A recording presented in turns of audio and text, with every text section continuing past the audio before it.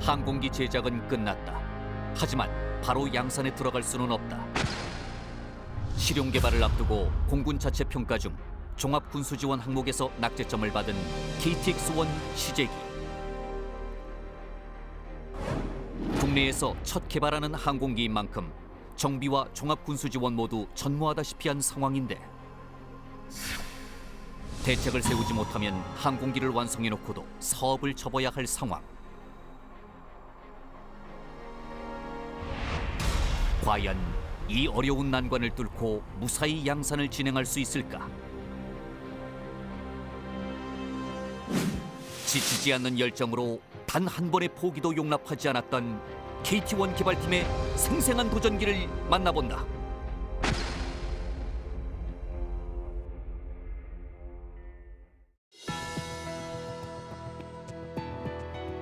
여러분 안녕하십니까? 첨단 고가의 초석 방위산업의 라미경입니다. KT-1 개발 사업은 총 5대의 시제기를 제작했습니다. 돌이켜보면 015기부터 마지막 055기를 제작할 때까지 매번 우여곡절을 많이 겪었고 또 그 우여곡절을 겪을 때마다 사업이 중단될 위기를 맞곤 했습니다. 하물며 시제기가 아닌 양산형 항공기를 제작 개발하려면 또 얼마나 많은 난관을 겪어야 할까요? 오늘은 직접 그 난관을 돌파했던 주역들 모시고 이야기 듣겠습니다.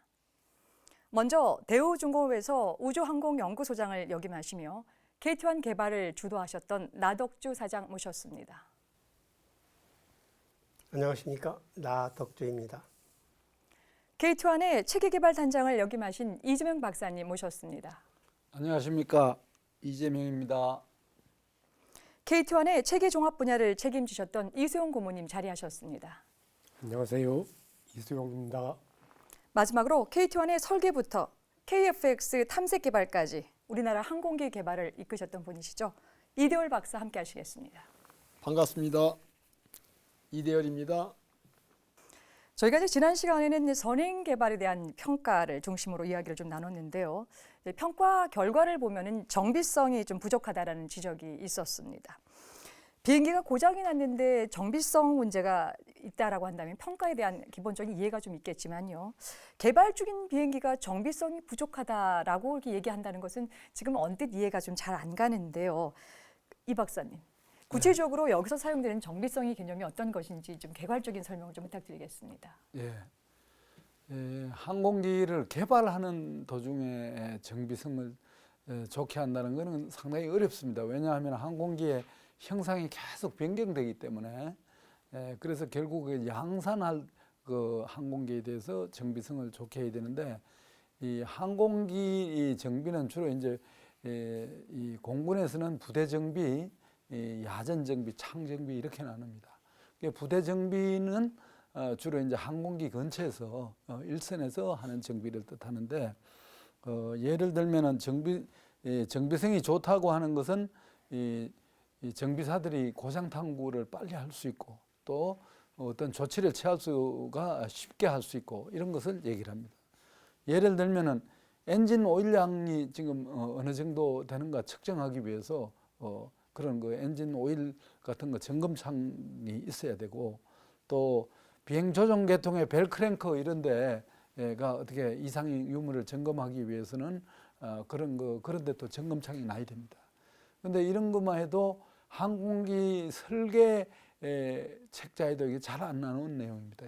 항공기 성능이나 안정성, 스핀, 기계 개통 이런 거에 대해서는 나오지만 정비성에 대해서는 상당히 그런 교범에도 잘 안 나와 있는 그런 상황입니다. 그래서 아주 항공기 정비를 한 30년 이상 해본 베테랑 정비사들을 투입해가지고 처음에 우리가 탐색 시제기 개발한 거 우리 한번 적나라하게 한번 검토를 해봐라 이렇게 했습니다. 이렇게 해보니까 몇 가지 다른 건 다 잘 됐지만은 몇 가지 항공기 조종 계통은 정비가 어렵겠다. 또 그다음에 몇 가지 계통에 대해서 어떤 거는 또 정비성이 나쁜 것은 대표적으로 나쁜 것은 예를 들어서 뭐 간단한 걸 하기 위해서 날개를 내려야 된다. 그럼 그런 것들은 굉장히 정비 소요 시간이 많은 겁니다. 그래서 이런 항공기를 평소에 부대 정비, 야전 정비급에서 항공기를 쉽게 고장 탐구하고 쉽게 고치고 그래서 그런 것을 갖다가 정비성이라 할 수 있겠습니다. 말씀 좀 잘 들었는데요. 지금 이제 그 당시에 이제 지적된 어떤 정비성에 관련된 것들은 좀 잘 이후에 해결이 좀 갔나요? 예. 그래서 저희들이 이 점을 갖다 개선하기 위해서 왜냐하면 우리가 국방과학연구소 연구원들이 이 항공기 설계를 처음 하고 또 전부 공대에서 설계를 배웠지만은 그 야전 경험이 좀 부족한 점을 저는 그것을 갖다 굉장히 우려를 해가지고 공군 군수사 항공우주연구소를 중심으로 해가지고 공군의 그 수리창에서 항공기 정비만 한 30년 이상 한 베테랑 준위급들 그런 분들을 저희들이 항공기 정비성 검토를 위한 위탁 연구를 했습니다. 그렇게 해가지고 KT-1 항공기를 직접 점검해보고 정비해보고 또 불편한 사항을 도출해서 전부 엔지니어들한테 이러이러한 사항에 대해서는 설계 반영해달라 이렇게 검토를 했습니다. 근데 이것이 바로 뭔가 하면 일종의 이 주문자 설계 참여죠. 자동차도 결국은 독일차하고 일본차가 왜 다른 나라보다 더 좋으냐? 그거는 뭔가 하면 사용자들이 그 사용하고 불편한 거를 전부 설계자들한테 피드백해서 그게 사용하고 편하고 안전하게 설계해서 좋아지는 거거든요. 봐도 저도 그 점에 착안을 했습니다. 그래서 이 공군 군수사 항공우주연구소 연구원들 비롯한 공군에서 정비 좀 잘한다 하시는 분들은 다 동원돼서 검토를 했는데 우선 KT-1의 정비 정책을 어떻게 해야 되겠다. 그 정비 정책부터 세워야 된다 입니다.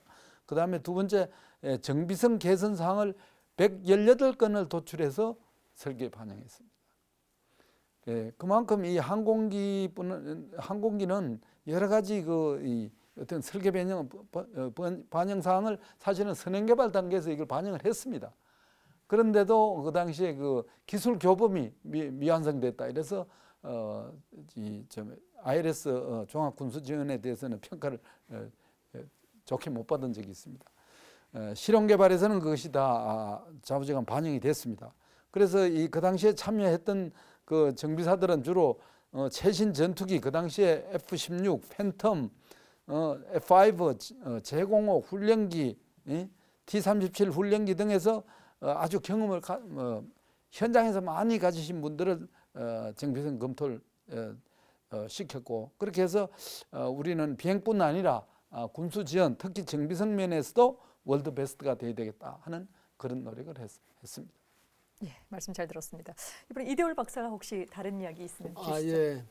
우리 이재명 교수님 말씀을 약간 보완해서 말씀드리면 원래 정비하는 그 목적이라는 게 그 장비의 수명을 연장하는 그런 것도 있지만은 정비 인시수라고 있어요. 정비에 들어가는 맨아워를 줄이는 겁니다. 그래서 이게 경제적인 활동입니다. 말하자면은 정비성을 갖다 검토하는 주요 목적은 경제적으로 운영하기 위해서 하는 거고 그걸 보통 뭐 정비성이라고 이렇게 얘기를 하거든요. 정비성이라 그러는 거는 근데 이 숫자로 표현이 안 돼요. 이거는 정성적으로 아까도 말씀하신 아주 경험 많은 분들이 뭐 자동차 예를 들어서 뭐 오일을 점검하는데 바로 본네트만 열면은 볼 수 있듯이 항공기도 오일 점검하는데 뭐 거기 들어가는 무슨 비행 플라이 컨트롤 시스템을 띄워내고 이거 봐야 되면 시간이 많이 걸리잖아요.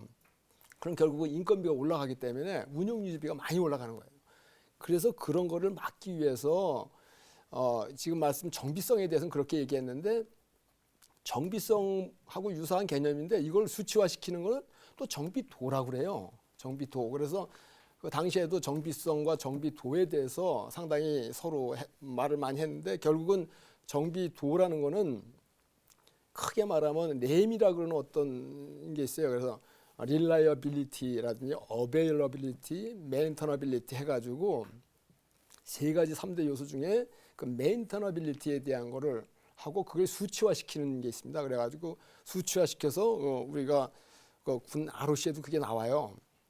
아까 말씀 부대 정비라든지 야대 정비 뭐 이렇게 해서 부대 정비에는 비행 전, 비행 간, 비행 후 정비사가 몇 맨아워가 있어야 된다. 이게 비행 전에는 0.5맨 아워, 그 다음에 비행 간에도 0.5맨 아워, 비행 후에는 1맨 아워 이하로 들어가게끔 군 요구도가 있어요. 그래서 그걸 맞춰야 되거든요. 그러면 그걸 수치화시키려면은 그걸 하기 위한 프로그램을 만들어야 돼요.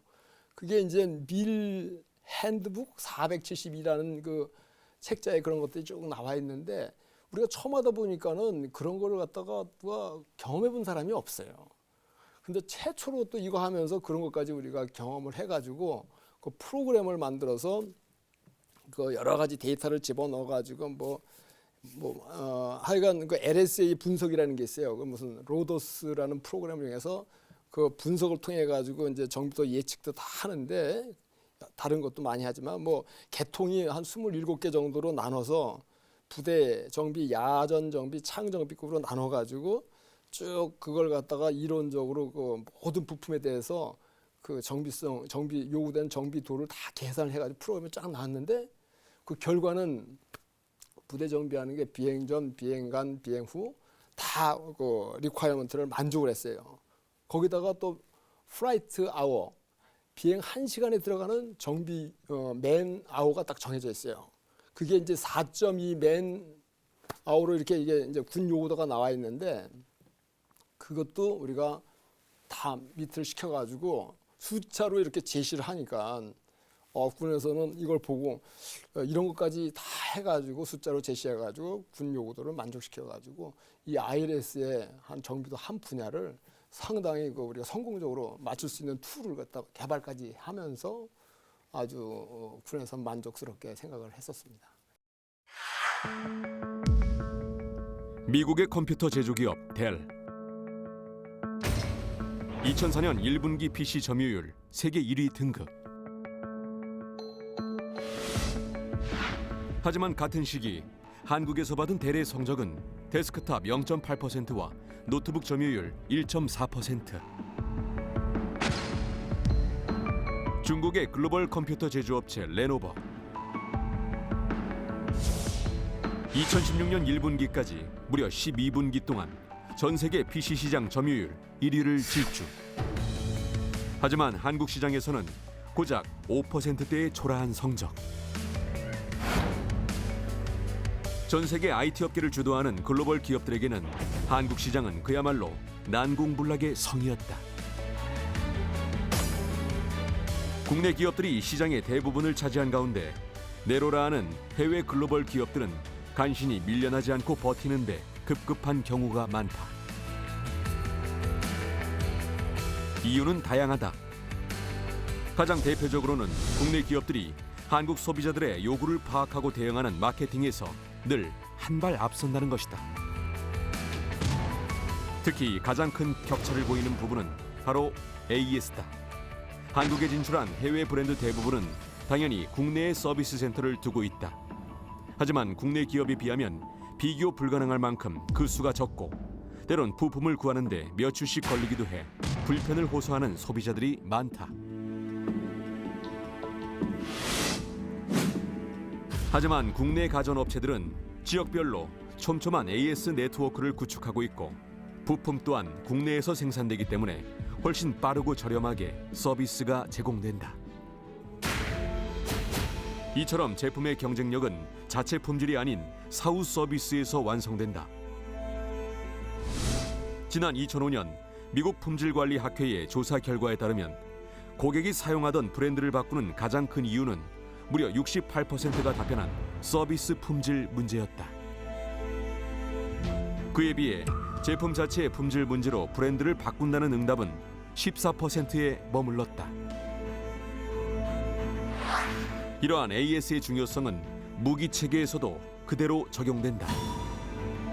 일반 제품이 사후 서비스라고 부르는 개념을 무기 체계에서는 종합 군수 지원 체계라고 부른다. 사용군의 배치, 운용 중인 무기 체계는 평시 훈련은 물론 언제 벌어질지 모르는 실전에 대비해 늘 최상의 상태를 유지해야 한다.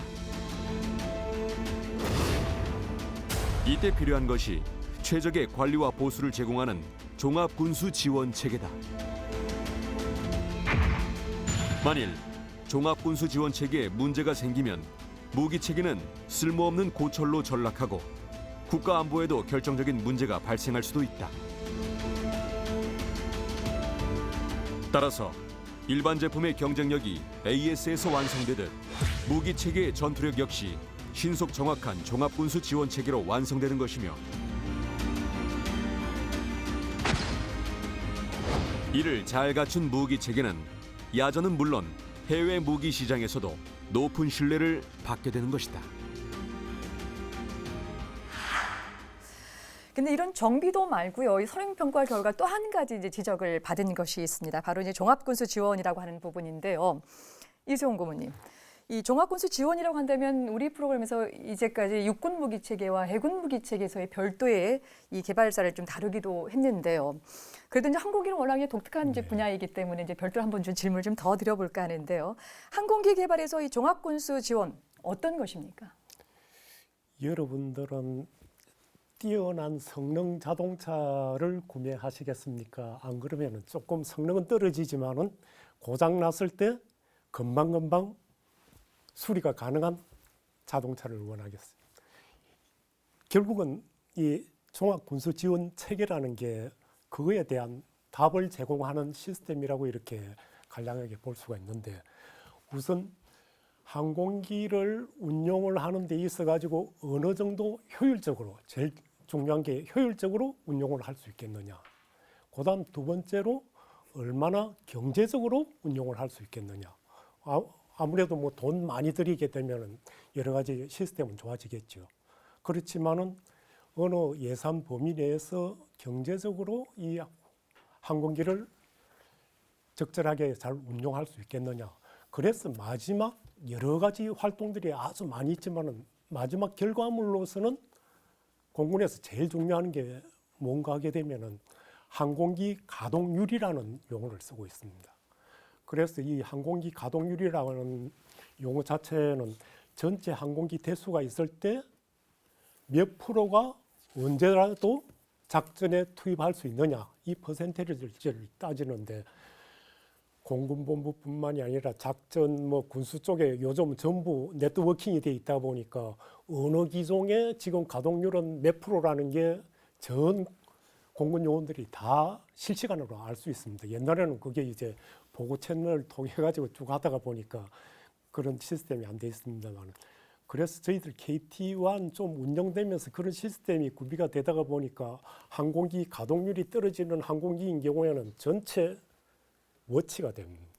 그래서 이 가동률이라는 게 상당히 그런 식으로 나타나서 실제적으로 운용 지원하는 부서에서는 상당히 여러 가지 좀 스트레스도 받는 그런 파트가 되기는 되는데, 우선 이제 종합군수 지원 인테그레이티드 로지스틱 서포트 시스템이라고 이렇게 영어로 이야기를 하는데, 특히 이 ILS는 육군, 해군도 마찬가지입니다만은 공군에서 특별히 이게 더 강조가 되는 거는, 저도 여러 번 말씀을 드렸습니다만은 항공기인 경우에는 제일 중요한 게 안전성이라고 수차 말씀드렸습니다만, 이 ILS도 안전성을 제일 중요시하면서 개발되는 게 공군의 ILS입니다. 그래서 이제 명칭 자체도 기술 교본 같은 경우에는 TO라고 이렇게 TO- 얼마 하게, TO-1 하게 되면 비행 교범, 비행을 어떻게 해라. 그다음 TO-34 같으면 뭐 정비 교범 해가지고 TO라고 붙는 게 테크니컬 오다라고 이렇게 기술 지시서거든요. 그거 이야기는 무슨 이야기인가 하게 되면은 이거를 오다기 때문에 꼭 지켜야 된다는 이러한 바이블 같은 이러한 책자들이 전부 기술 자료가 되겠습니다. 정비라든지 뭐 비행 교범이라.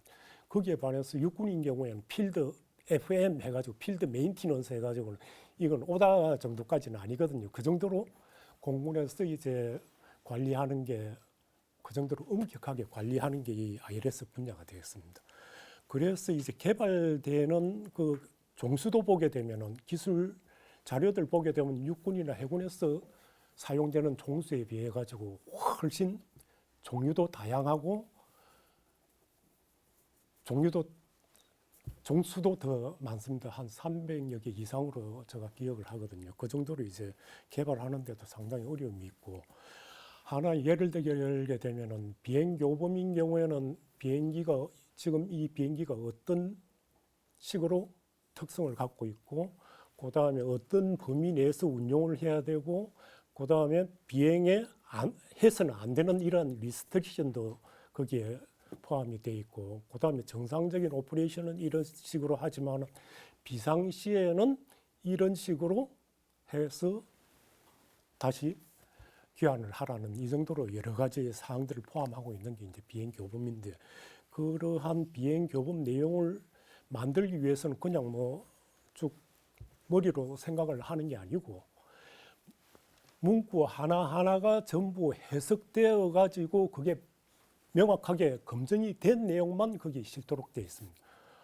그래서 해석을 통하거나 안 그러면 실제 지상에서 시험을 하거나 뭐 비행 시험을 통해서 검증을 다 한 내용만이 이제 거기 쭉 실게 될 정도로 이렇게 비행 안전성을 중요시하는 게 공군의 ILS 시스템이 되겠습니다. 우리 나덕주 사장님께서 좀 더 부연 설명 좀 주시죠. 예, 군용 장비는 항상 작전 개념에 맞아야 됩니다. 그런 관점에서 저희가 6년에 걸쳐서 ILS를 개발할 때 기본적으로 갖춰야 했던 기본 정신, 전략이 있었습니다. 그게 바로 군에서 요구하는 RAM입니다. R은 신뢰성이고 A는 가용성, 항상 비행기가 준비 상태에 있어야 됩니다. 작전을 위해서. 그리고 M은 정비성입니다. 그래서 이 세 가지가 갖추어지도록 모든 종합군수 시스템을 갖춰야 되는 겁니다. 그래서 첫 번째로 그 항공기는 작전 명령이 떨어지면 그 즉시 출동을 해야 됩니다. 그러니까 레디네스, 언제든지 밤이든 낮이든 출동 가능하게 해야 되니까 모든 정비는 거기에 초점을 맞추는 겁니다. 그래서 바로 작전이 떨어지면 일단 이륙이 돼야 되고, 이륙하면 가서 주어진 임무를 해야 됩니다. 임무는 그때그때 다릅니다. 그 임무를 수행할 수 있도록 모든 것이 준비해야 됩니다. 이게 제일 중요합니다. 그래서 군이 작전을 할 수 있기 때문에. 그래서 모든 교범이나 이런 것도 항상 예방 쪽으로 많이 갑니다. 고장 나면 어떻게 한다는 건 그 다음 얘기고, 예방, 준비, 사전 준비 이런 것들이 이제 가용성 측면입니다. 이게 첫 번째로 그 종합군수지원에서 갖춰야 될 기본 전략이고요. 두 번째는 그 다음에 고장이 나면 가장 빠른 시간에 원인을 찾아야 됩니다. 그래서 고장 탐구 시스템이라든지 이런 게 체계적으로 다 나와 있습니다. 어디에 뭔가 워닝 라이트가 하나 오면 그거에 대해서 뭐가 고장일 거라는 게 바로 파악이 돼야 됩니다. 이 시스템을 다 갖춰야 됩니다. 그래서 바로 어디가 고장인지를 알면은 분해 조립 절차가 바로 연결이 됩니다. 뭐를 열고 어떤 걸 꺼내서 어느 부품을 꺼내서 교환을 해라. 이게 바로 이제 이 교보만에 다 나와야 됩니다. 그리고 그 정비 지침서와 정비 요원들을 사전에 또 교육을 다 시켜놔야 됩니다. 이런 시스템을 다 갖추는 게 바로 이제 두 번째 정비성. 아까 처음에 많이 강조가 된 정비성이 바로 이런 겁니다. 그리고 이제 세 번째로 이제 우리가 갖춰야 될 게 육상 장비들은 고장이 나면 일단 스톱합니다. 근데 항공기는 공중에 떠서 고장 나면 그냥 추락합니다. 산산조각이 납니다. 부품이 어디 있는지도 모르고 원인이 뭔지도 모릅니다. 그래서 상당히 어렵습니다, 여기서는. 그래서 이런 것 때문에 안전비행을 최우선으로 하기 때문에 장비나 부품이나 미세한 결함까지도 사전에 지상에서 아까 준비할 때 다 점검을 해야 됩니다. 그래서 이 자그마한 크랙 하나가 아주 빠른 속도로 날다 보면 그게 크랙이 성장을 해가지고 균열이 일어나서 부품이 뭐 깨지거나 이런 사례가 외국 사고가 많기 때문에 이런 것까지도 전부 다 이제 사전에 준비를 다 해야 됩니다. 그리고 훈련기는 숙련된 조종사가 타는 게 아닙니다. 아직 미숙된 이런 조종사가 타기 때문에 오조작도 할 수 있고 실수할 수도 있습니다. 그 실수에도 비행기가 떨어지지 않도록 해야 하기 때문에 이중 안전장치를 다 해야 됩니다. 그래서 아까 우리 수영군이 안전을 말씀을 하셨는데 특히 항공기는 이중 안전장치를 합니다. 이런 공에 고장이 나면 회복을 할 수 있는 시스템까지를 고려를 해야 됩니다. 그래서 이걸 바로 이제 신뢰성이라고 이야기합니다. 말씀드렸듯이 이 세 가지 RAM 이 정신으로 ILS를 개발해 가지고 선행해서 실용까지 해가지고 마지막에 실용 개발에 성공을 해가지고 군의 항공기 양산 체제 그리고 이런 종합 구성 치료제를 공급을 해서 나중에 양산 승인을 받게 됐습니다. 예. 지금 두 분 말씀 이제 종합해 보면 결국 이제 이 ILS 종합군수 지원이 굉장히 중요한 걸로 지금 되어 있는데요. 이수영 고문님. 근데 이제 그 공군의 평가에 의하면 선행 개발 때까지 KTX1의 이 종합군수 지원 개발이 굉장히 미흡한 수준이라고 지금 지적이 되어 있거든요. 구체적으로 어떤 점이 미흡했는지 좀 말씀해 주시죠. 사실 그 탐색 개발 단계에서는 종합 군수 지원 활동 자체가 아예 없었댔습니다. 그다음에 선행 개발 넘어오면서 저도 이제 개발 몸담고 있으면서 사실은 뭐 자동차 정비할 때 보게 되면 정비가 중요하고 항공기도 마찬가지로 정비가 중요하고 여러 가지 뭐 피상적으로 생각은 할 수가 있지만은 실제적으로 그러면 구체적으로 뭐 어떤 활동을 어떻게 해야 되는데 그런 활동을 하기 위해서는 그럼 어느 정도의 인력이 어떤 툴을 가지고 어떻게 개발을 해 나가야 되는지 이런 데에 대한 전혀 인식이 저희 개발팀에서 탐색 개발 중에서는 거의 없었다고 보셔도 됩니다. 그러다가 선행 개발 가면서 이제 이 ILS 뭐 사업 책임자이신 접대 같이 참여하신 강희훈 본부장님한테 ILS 몇 분이 이제 들어가서 이렇게 중요합니다 이야기해도 저를 포함해가지고 그렇게 인식이 없다 보니까 인력 배정할 때도 상당히 배정하는 것 자체도 인정이 잘 안 되고 그다음에 뭐 예산 태우는 것도 마찬가지고 그렇지만 이제 선행개발 오면서 이건 안 되겠다고 인식이 돼가지고 서서히 팀을 구성을 하기는 했는데 그리고 공군에서 이제 정비 실제로 쭉 하시던 몇 분도 오셔가지고 조인을 하면서 서서히 커지기는 커졌습니다만은 뭐 90일 작전 하면서 계속 항공기 형상도 변경되고 그다음 그 체계 짜는 것 자체도 경험이 그렇게 없다가 보니까 한다고 열심히 하기는 했어요. ILS 분야도.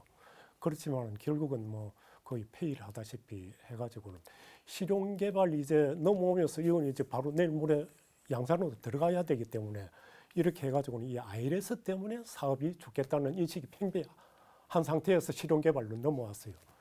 그래서 마침 뭐 ILS 그쪽 분야 전문가는 아니지만은 그래도 사업 추진력이 상당한 분이 한 분 계셔가지고 우리 사업 책임자니 직접 또 그분한테 야, 이 사업 이러다가는 뭐 항공기 때문에 그게 아니라 ILS 때문에 큰일 나겠다고 해가지고 간곡히 부탁드려가지고 그분이 2년 동안 ILS 팀을 정말 제가 옆에서 보기에도 추진력 있게 열심히 추진을 했습니다. 그래서 그 힘든 과정 중에 ILS 일단 넘어오기는 넘어왔는데 그게 뭐 마지막은 아니었어요. 그 이후에 항공기 양산되고 난 다음에 제가 계속 군에 가서 또 기술 지원도 하고 했는데 이 항공기라는 게 쭉 보게 되면은 이 양산 기간 중에는 항공기 아까 말씀드린 가동률이 상당히 높게 유지가 됩니다. 왜냐하게 되면은 항공기를 계속 일부 처음 초도 배치 항공기를 배치는 하고 그다음에 계속 양산이 되다 보니까 각종 부품들이 양산 중에서는 대우중공업에서 갖고 있거든요. 그래서 공군에서 고장이 나게 되면 생산하던 항공기에서 뛰어다가 금방금방 이렇게 공급이 돼가지고 가동률을 상당히 높일 수가 있는데 이제 양산 80여 대 딱 끝나고 난 다음부터는 가동률이 갑자기 이렇게 뚝 떨어집니다. 그 이제 국내에서는 항공기 처음 개발하다가 보니까 해외 항공기만 쓰다가 공군에서 불평이 나오기 시작하지. 아니, 이 국내 항공기는 가동률이 뭐 이렇게 낮으냐고. 결국은 이제 뚝 떨어지다가 어느 정도 이게 다시 열심히 해가지고 가동률을 높이는 작업을 또 다시 해야 됩니다. 그래서 그 이후에 몇 년, 한 2, 3년 동안은 상당히 여러 가지 싫은 소리도 많이 듣고 했습니다만은 그 이후에는 공군 운용 항공기 중에서는 가동률을 최고를 유지하는 항공기로 이렇게 탈바꿈을 하는 계기가 되기도 됐습니다. 예. 좀 말씀 들어보니까 뭐 구체적으로 미흡한 수준이 아니라 아예 유무의 정도로 없었다라는 이제 평가를 좀 주셨는데요.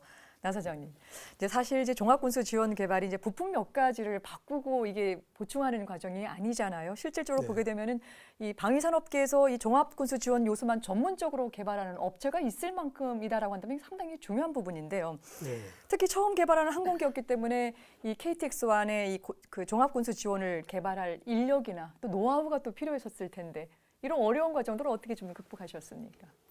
한두 가지가 아닌데요. 첫째가 예산입니다.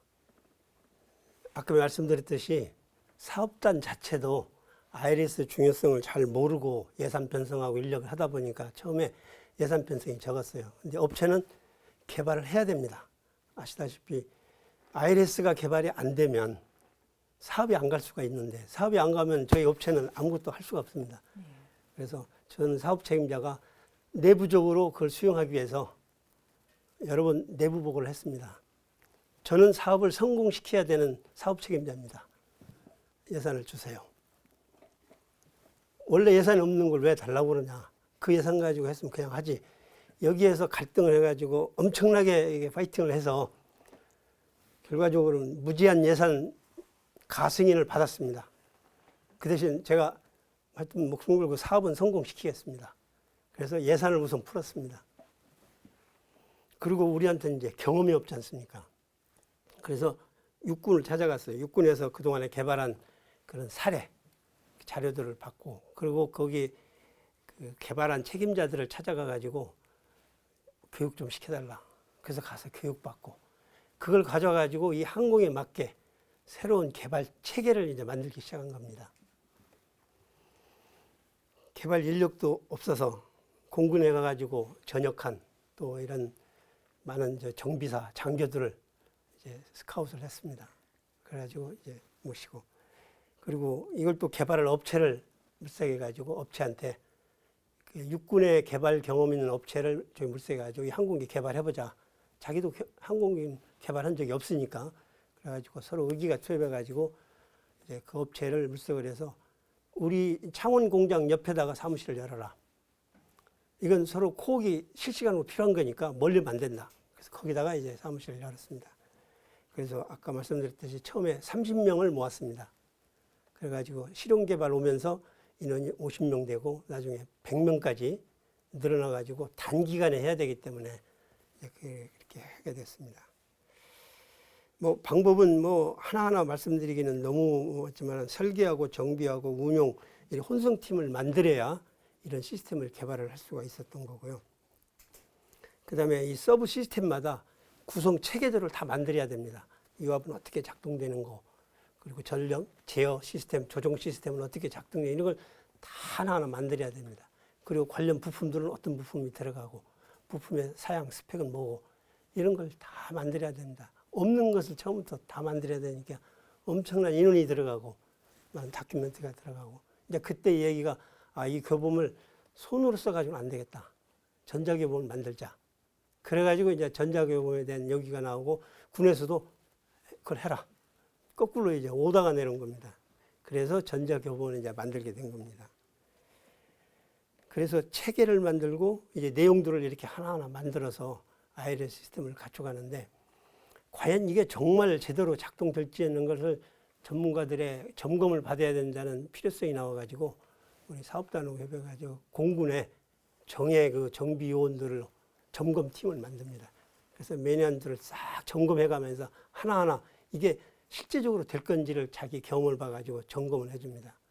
그래서 시스템 체계를 만들고 내용을 개발하고 점검팀을 만들어가지고 이게 정비 매뉴얼이라든지 이런 게 이제 하나씩 이제 만들어주는 이런 과정이 됐습니다. ILS 비용이 실제로 이 사업 비용 중에 항공기를 구입하는 거하고 사업 비용으로 보면 한 7대3 정도 됩니다. 그래서 1조 원 사업이라면 30% 한 3천억은 이 ILS 비용입니다. 예비 부품을 잠시 갖춰야 되고 그 요원들을 교육시키고 준비하고 그래서 이 ILS가 비용 측면에서 중요하고 실제로 아까 말씀드린 작전 개념에서도 대단히 중요한 거기 때문에 실용 개발에서 이 개발에 이렇게 총력을 해가지고 궁극적으로 이제 실용 개발에서 항공기 이런 시스템, ILS 시스템 개발해가지고 성공으로 이어지게 된 겁니다. 예, 말씀 잘 들었습니다. 여러분께서는 지금 첨단 국가의 초석 방위 산업을 시청하고 계십니다.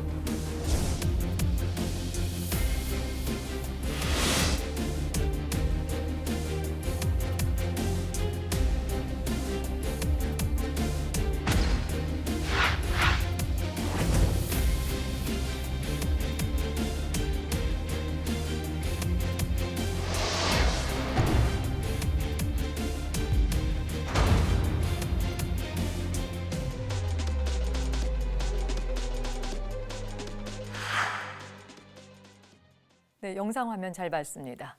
이돌 박사님, 실용 개발 단계 궁극적인 목표가요. 이 공군으로부터 이 전투 사용 가압 판정을 받는 거 아니겠어요? 네. 예, 앞서 다른 무기 체계 개발 과정을 보면 그 전투 사용 가압 판정을 받기 위해서는 이걸 하기 위해서 평가 절차가 또 별도로 마련이 되어 있던데요. 이 KTX의 경우 어떤 평가를 거쳤는지 궁금합니다. 네, KTX도 뭐 마찬가지로 우리 규정에 따라 가지고 그 DT, OT, 그러니까 개발 시험하고 우리 운용 시험을 해야 됩니다. 근데 아시다시피 시간이 부족해가지고 그걸 그 당시에 이거 따로따로 하는 게 아니라 패러렐하게 같이 했어요. 한 달 오버랩 돼가지고 97년도 10월 달부터는 그 개발 시험을 시작을 했고, 그다음에 11월 달부터는 운용 시험을 시작해가지고 중복해서 계속 하면서 시간을 줄였습니다. 그래가지고 개발 시험할 때 나오는 모든 비행 시험 데이터, 결과 분석 자료가 그대로 운용 시험하는 대로 넘어갑니다. 그래가지고 그 중에서 다 할 수 없으니까 한 포인트 찾아가지고 확인 이런 식으로 해가지고 항공기를 이제 시험 평가를 해가지고 기간을 단축시켰습니다. 그래서 그 특히 이제 두 가지의 그 시험 평가를 동시에 했습니다. 그러니까 항공기에 대한 그 성능 관련돼 가지고 시험 평가하는 게 있고, 다른 한 가지는 종합군수지원은 또 별도의 팀이 구성이 돼 가지고 대대적으로 이제 종합군수지원은 별도로 이제 시험 평가를 받았습니다. 똑같이 DTOT 하면서 그 종합군수지원도 한 제가 보기에 20명이 넘어요, 평가자들이. 그래가지고 처음부터 와가지고 하는데 사실은 국가연회에 있는 ILS 담당자보다 평가자 수가 더 많은 거예요. 그러니 이걸 답변하느라고 무지심 들어가지고 그 답변에 대한 자료를 우리 대우중공 업체에서 또 그걸 도와줬기 때문에 해야지, 실제로는 평가자가 더 많으니까 그걸 어떻게 감당이 안 되는 거죠. 그래서 그런 식으로 지금 평가를 받았는데 결국은 그 평가의 항공기 평가는 기존에 그 3호기, 4호기 가지고 한 경험이 있고 또 조종사들도 그 평가는 조종사들도 시험비행 조종사인데요. 같은 비행전대에 있어요. 그래가지고 그 개발자의 비행 시험하는 조종사들은 52전대라는 그 거기서 이렇게 이제 파견 나와가지고 있었고 그 당시에는 이제 52전대는 없었어요. 근데 하여간 공군본부의 그 시험비행 부서에서 파견 나와가지고 있었고 그다음에 그 운영시험하는 조종사들은 공군본부에서 직접 나와가지고 이제 서로 분리돼가지고 하는데 다 잘하는 사이입니다. 근데 중요한 거는 아주 혹독하게 평가를 했죠. OT 담당하는 조종사는 DT 비록 선배지만 선배라고 대우를 해주는 게 아니라 정확하게 규정해서 악조건에서 평가를 받았습니다. 그래서 그렇게 평가를 받아가지고 데이터를 공유하면서 우리가 해가지고 사실은 그 항공기 성능 평가를 많이 받았는데 뭐 다 잘 받았습니다. 아주 악조건 속에서도. 그래서 뭐 여러 가지 성능 중에서 그 최대 수평 속도라는 게 있어요. 그러니까 비행 속도를 보통 얘기하는데 이게 이제 250나트 이상 돼야 되는데 261나트. 그러니까 상당히 뭐 우수하게 패스를 했죠. 상승률도 3,000 그 FPM이라 분당 3,000피트로 올라가면 되는데 그것도 우리가 이제 딱 해보니까 3,280피트. 뭐 시령 상승 고도도 뭐 3만 피트면 되는데 37,400피트 뭐 이런 식으로 이착륙 거리도 1,500피트 안에 들어가면 되는데 뭐 837, 1,230피트 이렇게 채공 시간도 2시간 반 이상을 채공해야 되는데 우리는 3시간 이상씩 나오니까 전혀 그 군 ROC를 갖다 월등하게 뛰어넘었습니다. 항공기 분야에서는. 그리고 뭐 항공기 성능에서 또 비행 특성, 뭐 조종 안정성 이런 것도 전부 악조건에서 우리가 했는데 뭐 다 양호하게 나오고 그것뿐만 아니고 그 이착륙 성능이 아주 뛰어나요. 시야가 좋아가지고 비행기 후방석도 그렇고 학생이나 교관이나 다 만족스럽고 시야가 아마 유사한 경쟁 기종보다 훨씬 더 넓어요. 그리고 비상 탈출을 할 수 있는 능력도 비행기가 지상에서 속도가 제로고 고도가 제로인 상태에서도 이렇게 만약 이젝션이 됐다 하더라도 살 수가 있어요. 그 정도로 안전한 우리 항공기 성능을 가지고 있고 그다음에 특히 좋은 거는 옛날에 그 T-37 항공기는 비행기는 너무 시끄러워가지고 지상에 정비사들이 여기다가 기막 있고 조종사도 기막에를 끼고 나가서 실제로 시동 걸고 그랬어요.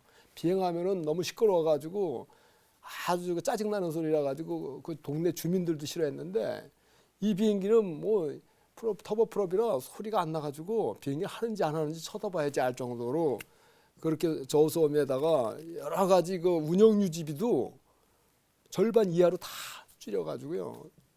우리가 봐도 만들어 놓고 보니까 월드 베스트 에어크래프트 이게 우리 항공기구나 하는 느낌을 가질 정도로 항공기는 아주 만점을 받았어요.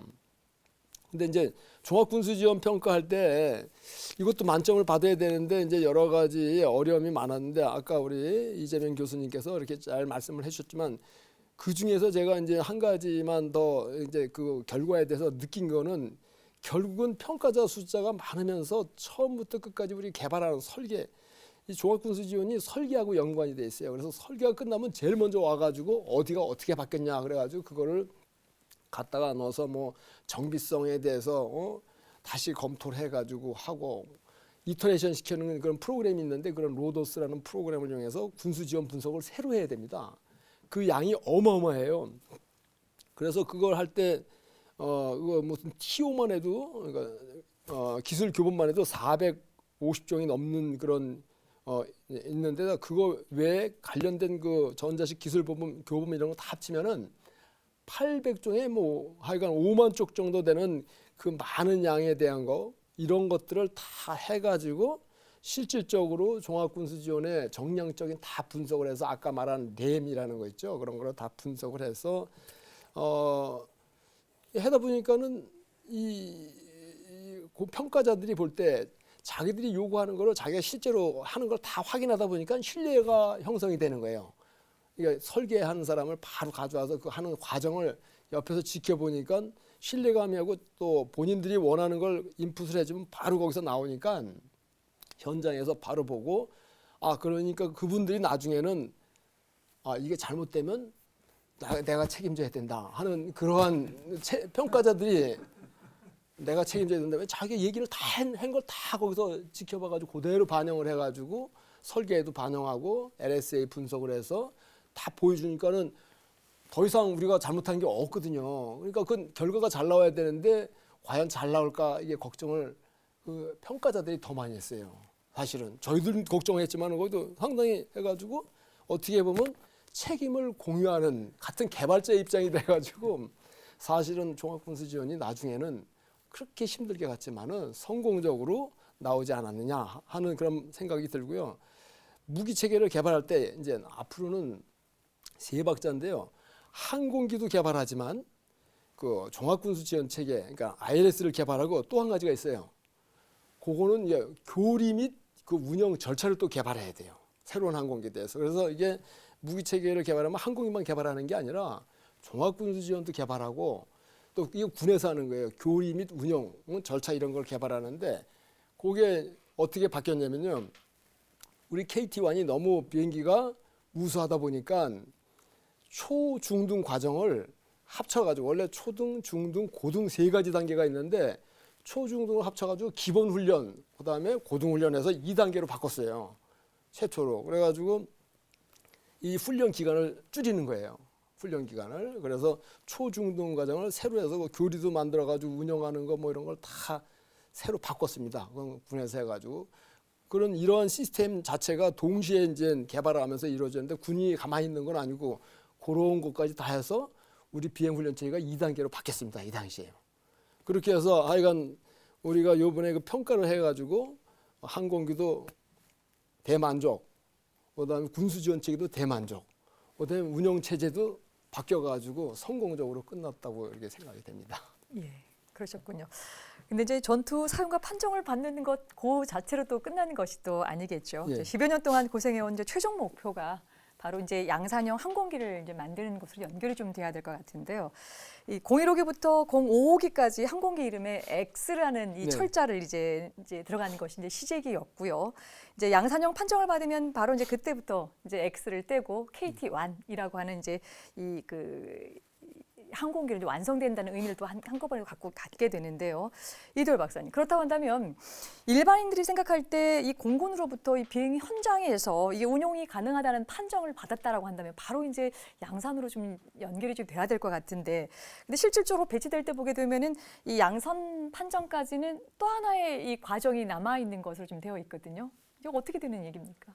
예, 이거 하여간 그 지금까지는 시제기 형상이었습니다. 근데 이제 양산 형상은 또 달라요. 그래가지고 시제기 형상에는 실질적으로는 그 도면을 관리할 때 이건 시제기의 도면이고 또 양산형은 양산형의 도면이라고 그래가지고 그건 또 별도로 관리를 합니다. 그래서 그 양산 형상을 만들 때는 이거 보통 시제기에는 계측 장비라고 비행기에 들어간 모든 동작이라든지 뭐 여러 가지 움직임을 그 초단위 아주 미리 세컨드 단위로 데이터를 저장을 해요. 근데 그런 계측 시스템을 빼고 거기다가 이제 옛날에 항공 전자 장비 있잖아요. 이제 그 자리에 그러니까 배치가 이제 서로 바뀌는 거예요. 그러면 그 컴퓨터상에서 이론적으로는 다 이제 계산을 해봤지만 실제로 양산 들어가면 또 그걸 테스트를 해봐야 되거든요. 양산 시험을 해야 되니까. 그러한 그 양산 판정까지 이런 것들을 위해서는 우리가 이제 규격서를 만들어 가지고 우리 항공기가 당시에 그 85대를 갖다가 훈련기로 써야 되는데 85대가 다 똑같이 나와야 됩니다. 근데 만들다 보면은 물건이 다 똑같아지지가 않아요. 예. 그래서 분명히 이론적으로는 이게 똑같아야 되는데 똑같지 않기 때문에 이게 문제가 그러면은 이게 설계할 때 이게 어떻게 되느냐.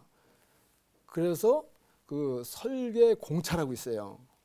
그러니까 도면마다 보면은 이 도면에 있어서 이 길이가 예를 들어서 이게 100mm짜리다 그러면 100mm에 플러스 마이너스 뭐 0.5mm 플러스 마이너스 그런 설계 공차를 둬요.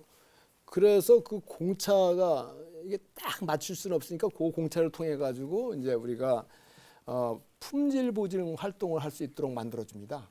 품질 보증 활동은 기품원에서 지금 하고 있지만은 그 품질 보증할 수 있는 기초 그 기준이 되는 자료는 설계자들이, 그러니까 연구하는 설계자들이 그걸 만들어서 줘가지고 그걸 통해 가지고 우리가 똑같은 형상으로 만드는데 그 오차 범위 내에서는 차이가 나도 인정을 하지만 오차 범위를 넘어가면은 빠꾸시킵니다. 그래가지고 불량 해가지고 그거 우리 나덕주 사장님이 많이 하셨을 거라고 생각이 되는데 그런 과정을 통해 가지고 이 규격화 자료를 만드는 게 상당히 이제 어렵고 도면을 만들어 주는데 이게 뭐 우리가 보니까 전체 자료가 한 6,400종에 한 10,000쪽 정도로 해서 규격화 자료들을 만들어 가지고 그걸 통해서 하는데 또 그거 외에도 또 아마 우리 나덕주 사장님이 고민을 많이 하셨겠지만은 이게 돼야지만 또 우리 그 예산을 갖다 양산 예산 선 발주 같은 게 있어요. 그 롱리드 아이템이라고 그래가지고 엔진 같은 경우에는 미리미리 사지 않으면은 이게 나중에 살라 그러면 그만큼 딜리버리가 늦어지거든요. 그러면 그렇게 되면은 양산 납품을 또 일정을 못 맞추게 되니까 그 선투자도 하시고 이런 것들을 위해서 저희들이 이제 상당히 많이 지원을 해주고 있고 또 양산 들어갈 때 양산 기술 지원은 어떻게 할 것이냐 이런 문제점들이 있어. 양산 기술 지원은 당시에 그 바로 KOX라고 그래가지고 아까 지온기 사업이 넘어가면서 지온기 사업하면서 그거 양산 기술 지원도 해주겠다 하는 그런 여러 가지 그 우리가 전투용 사용과 판정 이후에도 우리가 해야 될 여러 가지 사항들이 있어가지고 그것들을 해서 양산에 문제 없게 해드리려고 하는 업무들이 상당히 많이 있었습니다. 네. 예, 말씀 잘 들었습니다. 오늘 네 분 고맙습니다. 첨단 국가의 초석 방위산업 오늘 준비한 것은 여기까지입니다. 저는 다음 시간에 더 알찬 내용 갖고 찾아뵙겠습니다. 고맙습니다.